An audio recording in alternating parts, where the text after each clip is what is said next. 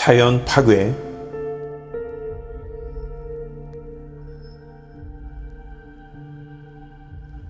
폐사된 동물들에 의한 생태계 파괴, 아프리카 돼지열병, 구제역과 조류 인플루엔자,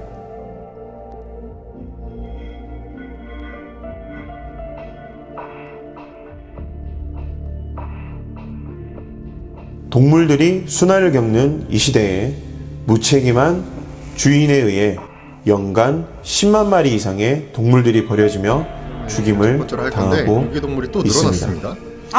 네. 정말 작년에도 많이 늘어났는데 작년에는 이 정부에서 적극적인 구조 활동을 통해서 늘어났다라고 분석을 했는데 올해는 그런 이유가 도대체 없어요. 올해 얼마나 늘어났는지. 올해 그러니까 작년 2018년 1년 동안 12만 1,077마리가 유기동물 뭐 10만 마리 뭐 요 정도로 말씀을 드렸거든요. 보호소안에서 자연사하고 또 20.2%는 안락사되는 게. 그러나 대한민국 반려동물 산업은 최고의 성황으로 그 규모는 3조 원에 육박하고 바야흐로 최대의 패코노미 열풍 중에 있습니다.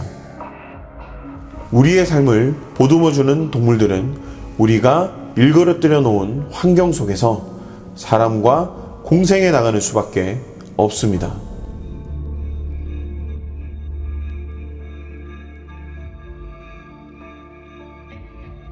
동물들의 생명은 이제 우리 사람들의 손에 맡겨졌습니다.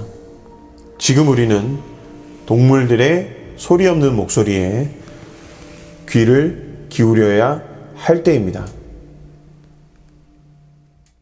안녕하세요. 수의사 김원장입니다. 동물병원에서 얘기해주지 않는 동물병원 리얼스토리 지금 시작합니다.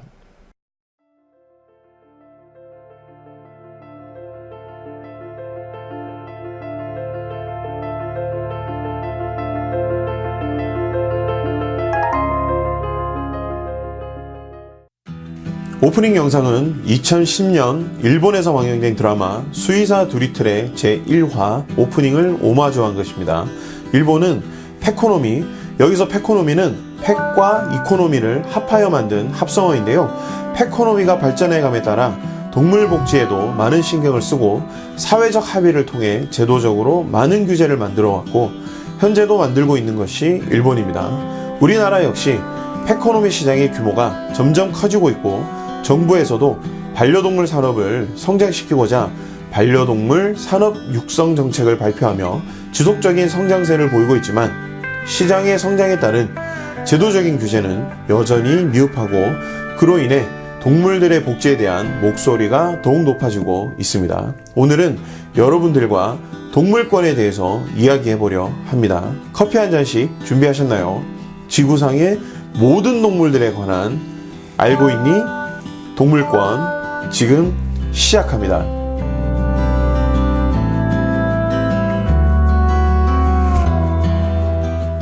현대의 수많은 동물들은 새로운 자연 환경에 노출되어 살아가고 있죠. 바로 사람들이 인공적으로 만든 도시라고 하는 생태계인데요.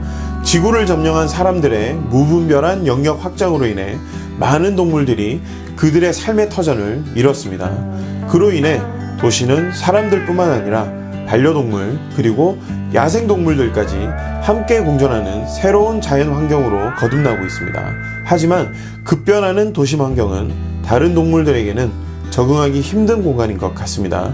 그래서 많은 사람들이 동물들의 복지에 관한 고민을 하고 작게나마 자신의 위치에서 할 수 있는 것들을 행하는 많은 분들이 계시죠. 주변에서 흔히 볼 수 있는 캣맘, 캣데디 바로 이런 분들이라고 생각이 되는데요. 그리고 반려동물들과 함께 생활하는 여러 보호자분들과 동물 복지권을 위해 활동하는 분들이 그중 한 분이라 생각이 됩니다. 동물에 대한 의식의 변화는 명칭의 변화만으로도 알 수 있습니다. 예전에는 애완동물이라는 표현을 썼는데요. 이 표현은 사람들에게 즐거움을 주는 동물이라는 의미로 애완의 완이 바로 아이들의 장난감에 쓰이는 왕구의 놀이하다라는 의미의 완을 사용했는데요. 하지만 1983년 오스트리아 빈에서 인간과 애완동물의 관계를 주제로 하는 국제 심포지움에서 동물들이 주는 여러 가지 혜택을 존중하고 동물은 사람의 소유물이 아님을 인정하기 위해서 사람과 더불어 사는 동물이라는 의미의 반려동물이라는 표현을 쓰자는 의견이 처음으로 제안되었습니다. 그 이후로 애완동물이란 표현보다는 반려동물이라는 표현을 사용하고 있죠. 의식이 성장되었다고는 하지만 아직은 부족한 부분이 많다는 생각이 듭니다. 독일의 동물에 관한 법률적 지위를 한번 살펴보면 독일은 1990년 민법에 동물은 물건이 아니다 라는 조문을 추가했습니다. 바로 사람과 물건 그리고 동물이라는 새로운 법적 지위를 인정하고 별도의 고유한 존재임을 인정한 것이죠. 그리고 2002년 개정된 기본법에는 동물을 보호해야 한다는 의무를 명시했습니다.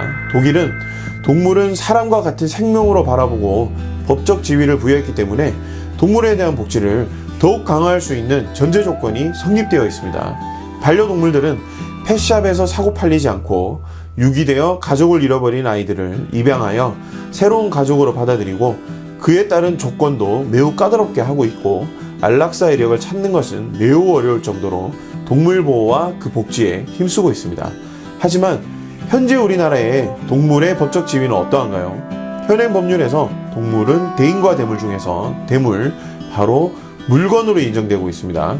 그래서 아무리 동물보호법이 강화되고 많은 국민들의 의식 수준이 높아져도 여전히 동물은 물건이라는 의식을 가진 사람들도 있기 때문에 그에 따른 제도적 규제는 아주 미약한 것이 사실입니다. 2017년 3월에 동물보호법이 개정되고 2018년도까지 최근 5년간 2.2배에 달하는 동물보호법 위반 사례가 신고가 되었지만 대부분은 형량이 낮은 경범죄에 해당하고 단순한 재물 손괴 행위로 치부되는 경우가 많아서 법의 심판이 내려질 때까지는 일반적으로 구속되지도 않는 것이 현실입니다. 또한 여러 이익단체의 이권행위로 인해 법률 제정에 많은 어려움이 있기 때문에 국민의식의 성장 속도에 제도가 따라가지 못하는 것이 현실입니다. 그래도 작지만 큰 시작이라는 생각은 분명히 듭니다. 이러한 시작으로 여러 문제점들이 사회적 이슈로 대두된다면 국민들의 공감과 합의를 이끌어내는 것은 가속화될 것이라고 생각이 됩니다. 그 대표적인 예가 1994년부터 수의사법 시행령에 본인이 키우는 동물에 대해서 예외 규정으로 자가치료를 허용하던 조항을 SBS 동물농장 프로그램에서 강아지 농장의 수술이나 여러 행위들로 인해 고통받는 동물들의 모습이 고발되었고 그로 인한 어떠한 처벌도 되지 않는 당시의 제도적 문제점 때문에 국민들의 공감이 하나로 통일되고 2017년 7월 23년 만에 반려동물에 한해서 다시 자가치료가 폐지되는 제도적 변화가 있었습니다. 이로 인해 치료라는 이름으로 행해지던 동물 학대 행위를 높은 수위로 처벌할 수 있는 조건이 마련이 되었습니다. 하나하나 바뀌어 나가겠죠. 앞으로 동물병원 리얼스토리의 동물권 이야기 파트에서는 생명을 존중하는 마음을 가지고 동물권에 대한 이야기를 하나씩 해보려고 합니다. 지금부터 시작입니다. 사람들과 많은 동물들이 공존할 수 있도록 우리 법률에 동물들의 법적 지위가 인정되는 그날까지 많은 분들의 관심을 부탁드리겠습니다. 그리고 저는 댓글로 여러분들의 의견과 궁금증을 기다리고 있으니까요. 많은 의견 남겨주시고요. 구독, 좋아요, 알림 설정까지 꼭 잊지 마세요. 그럼 저는 다음 시간에 또 다른 동물병원 리얼스토리로 다시 돌아오겠습니다.